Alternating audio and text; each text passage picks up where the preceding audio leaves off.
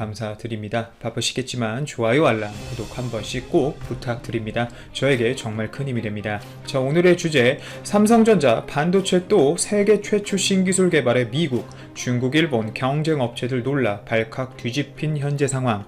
일본 도시바 메모리 적자만 2조 원에 허덕이는데 도저히 따라갈 수 없는 기술만 발표하는 한국에게 일본 수출 규제 사실상 참패 라는 주제로 여러분들과 한번 이야기를 나누어 보도록 하겠습니다.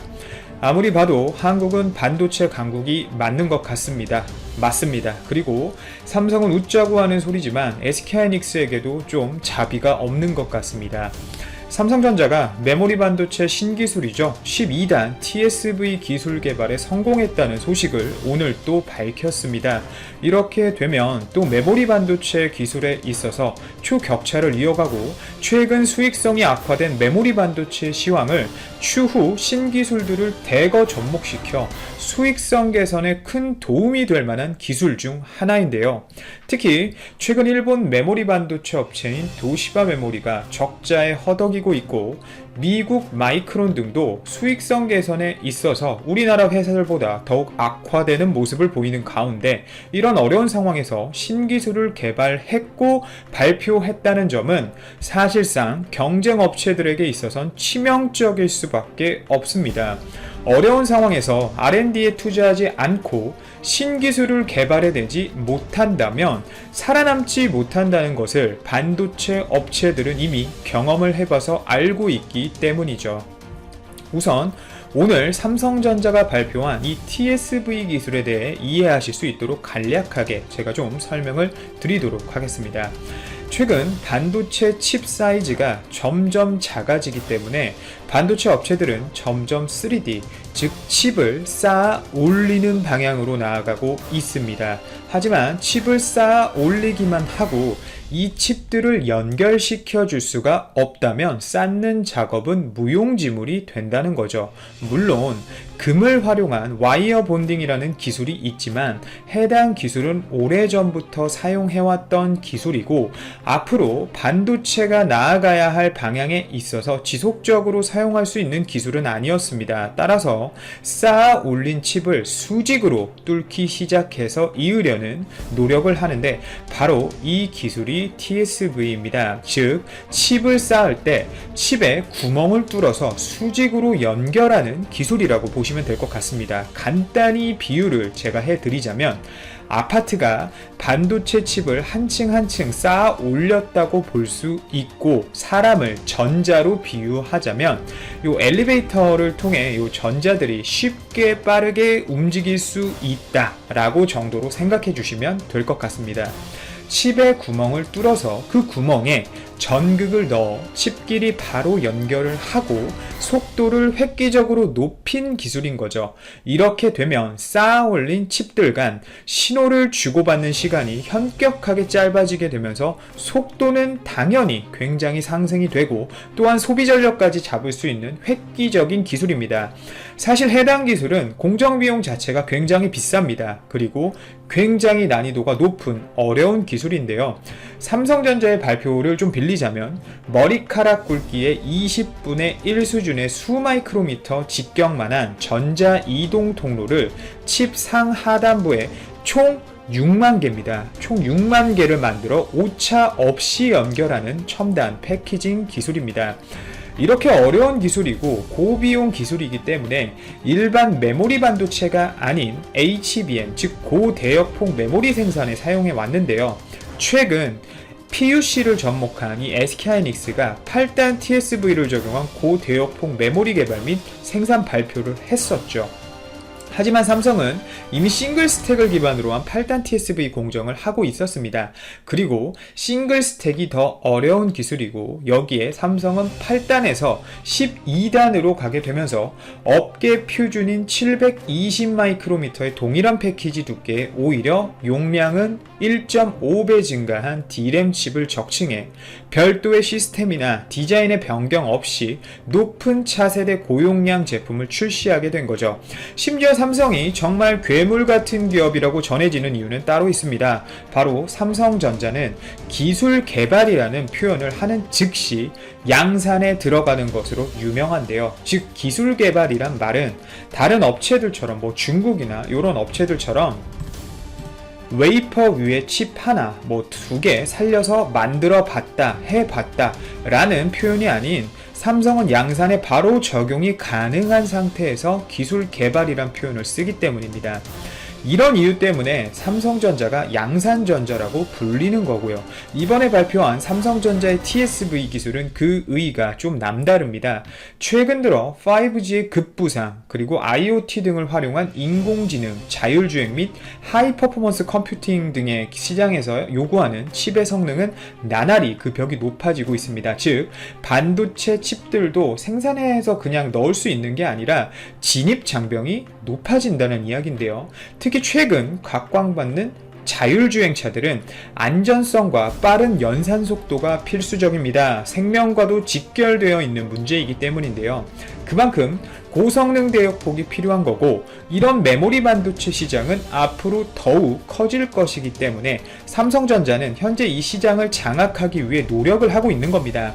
항상 성능 향상과 연관 지을 수 있는 칩의 사이즈를 줄이는 것에는 물리적인 한계가 존재해 왔습니다. 물론 사람들은 한계를 한계로 인식하지 않고 기술 개발을 통해 그 한계를 뛰어넘어 왔고, 최근에는 EUV를 활용해서 사람들이 상상해왔던 물리적 한계를 뛰어넘으려고 하지만, 앞서 삼성이 발표한 TSV 공정처럼 3D 패키징 공정 또한 굉장히 주목을 받고 있습니다. 특히 비메모리 반도체, 즉 파운드리 시장에서 최강자라고 불리는 TSMC 또한 이런 3D 패키징 기술이 굉장히 업계에서 뛰어난 것으로 알려져 있는데요. 실제 애플이 이 3D 패키징 기술에 반해 TSMC로 넘어갔다는 이야기가 있을 정도로 칩의 미세화도 중요하지만 3D 패키징 기술 및 TSV 기술 또한 중요한 기술입니다. 그리고 오늘 삼성과 관련된 소식이 하나 더 있습니다. 바로 삼성이 잘하는 부분은 더욱 성장시키고 못하는 부분은 과감하게 잘라버리는 선택과 집중을 위해 나아가는 모습이 포착 건조했다. 국제해사기구가 선박에서 발생하는 온실가스 배출 대기 오염물질인 황산화물을 줄이기 위해 올해 1월부터 전세계 항만을 입주하는 선박들의 연료유 황화물량 상한선 기준을 기존 3.5%에서 0.5%로 대폭 강화하면서 각국 선주들이 컨테이너선 및 대형 유조선 등을 친환경 LNG 연료 추진선으로 발주하고 있고, LNG 자체를 실어 나르는 운반선 수주도 크게 늘고 있다. 현대 3호중공업은 싱가포르 EPS사가 발주한 24,800TU급 컨테이너선의 시운전을 최근에 선주 등 130여 명이 승선한 가운데 마무리하고 오는 9월 15일 인도한다고 24일 밝혔다. 이 선박은 길이 366m, 폭 51m, 깊이 29.9m 규모로 LNG를 연료로 사용하는 세계 최초의 초대형 컨테이너선이다. 현대 3호는 2018년 4월 EPS사로부터 같은 선박 총 6척을 수주해 건조하고 있다. 2022년 상분기까지 모두 인도될 예정이다. 현대중공업그룹은 자동차 업종에서 전기차가 각광받듯이 조선업에서는 LNG 추진선과 같은 친환경 선박들이 주목받고 있다며, 현대중공업그룹은 지금까지 벌크선, 탱커, 컨테이너선 등 여러 선종에서 총 44척의 LNG 추진 선박을 수주해 전 세계에서 가장 많은 수주 실적을 보유하고 있다고 밝혔다. 이미 2018년 7월에는 세계 최초로 LNG 추진 대형 유조선을 인도했다. 이번에 건조한 컨테이너 선박에는 12,000세제곱미터급 대형 LNG 연료 탱크를 탑재해 1회 충전만으로 아시아와 유럽 항로를 왕복 운항할 수 있다. 친환경 LNG는 셰일가스 열풍으로 생산량이 급증하고 있는 데다 올해 가속화하고 있는 전세계적인 선박 환경 규제 강화로 지난 50여 년간 선박 연료로 쓰여온 중유를 대체하는 새로운 선박 연료로 각광받고 있다. 한국 조선사들도 LNG 운반선 및 LNG 연료 추진 선박의 수주가 이어지고 있다. 대우조선해양은 올해 LNG 바지선 2척, LNG 부유식 제기화 시설 1척을 수주했다. 삼성중공업은 LNG 연료 추진 원유 운반선 22척을 수주하는 등 그동안 총 150여 척의 LNG 관련 선박을 수주했다.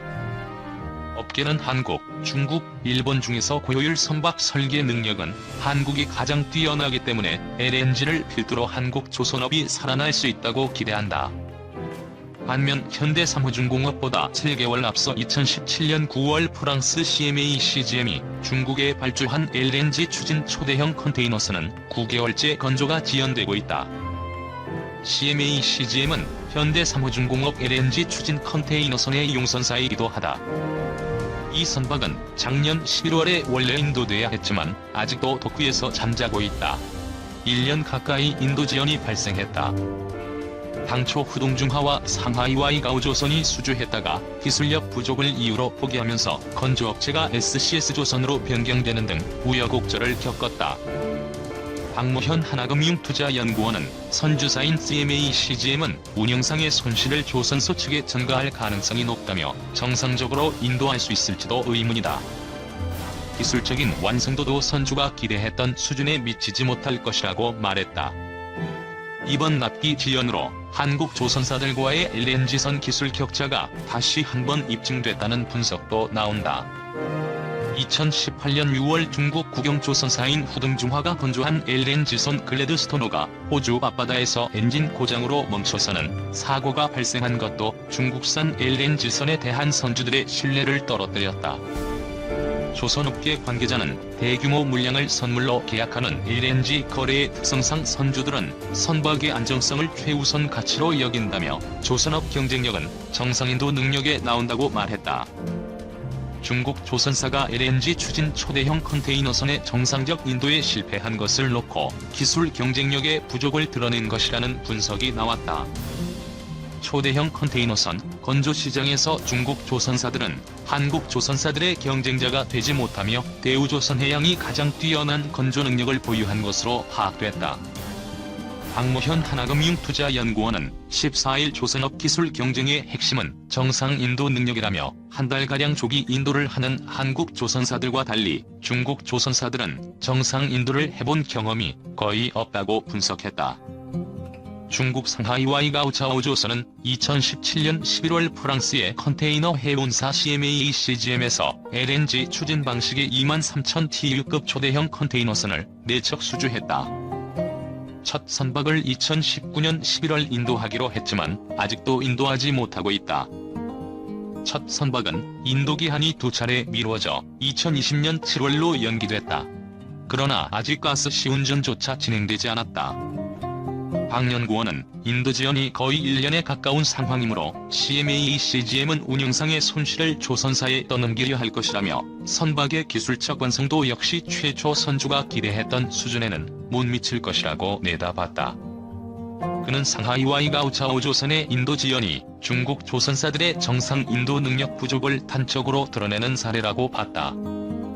상하이와이 가오차오조선은 CMA CGM의 컨테이너 화물창 변경 요구에 제대로 대응하지 못해 선박 건조 작업이 늦어지고 있다. 중국 조선사들은 선박의 기본 설계 능력이 부족해 선주사들이 설계 변경을 요구하면 정상 인도에 실패할 가능성이 높다는 것이다. 박 연구원은 대우조선해양의 초대형 컨테이너선 인도 실적에 주목했다. 현재 운항 중인 15,000 TU급 컨테이너선 170척 가운데 56척을 대우조선해양이 건조했다. 2만 TU급 이상 컨테이너선은 인도량 65척 가운데 20척이 대우조선해양의 몫이다.